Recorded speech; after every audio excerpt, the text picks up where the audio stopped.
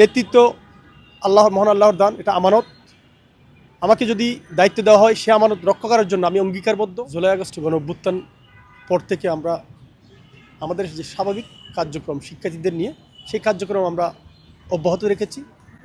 July August গণ অভ্যুত্থানের পূর্বে শিক্ষার্থীরা কিন্তু ছাত্রলীগ সন্ত্রাসীরা যেভাবে ত্রাসের রাজত্ব, বহির রাজত্ব, দখলদারিত্বের যে রাজনীতি, গ্যাস রুম, গণরুম যে নির্যাতন, সেই রাজনীতির বিপরীতে গিয়ে আমরা শিক্ষার্থীদের জন্য শিক্ষাবান্ধব, পরিবেশ বান্ধব একজন শিক্ষার্থী যেন তার শিক্ষা কার্যক্রম স্বাভাবিকভাবে পরিচালনা করতে পারে এবং শিক্ষার্থীদের যে দাবি দেওয়া, সেই দাবি দেওয়ার কণ্ঠস্বর হিসাবে ছাত্রদল কাজ করবে। বসুন্ধরা টিস্যু, অশুদ্ধতার বিরুদ্ধে এক বিন্দুও ছাড় নয়।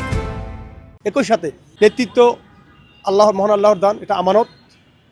আমাকে যদি দায়িত্ব দেওয়া হয়, সে আমানত রক্ষা করার জন্য আমি অঙ্গীকারবদ্ধ এবং সংগঠনকে আরও শক্তিশালী, গতিশীল করে কীভাবে নেতাকর্মী এবং শিক্ষার্থীদেরকে প্রশিক্ষণ দিয়ে দেশ গড়ার যে অগ্রযাত্রা, সেই অগ্রযাত্রায় শিক্ষার্থীরা যেন সম্পৃক্ত হতে পারে, সেই চেষ্টা আমি চালিয়ে যাব ইনশাল্লাহ।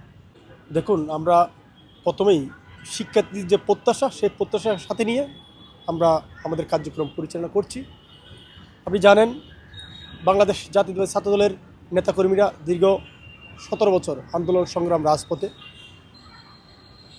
তাদের সর্বোচ্চটুকু দিয়ে ভূমিকা পালন করেছে।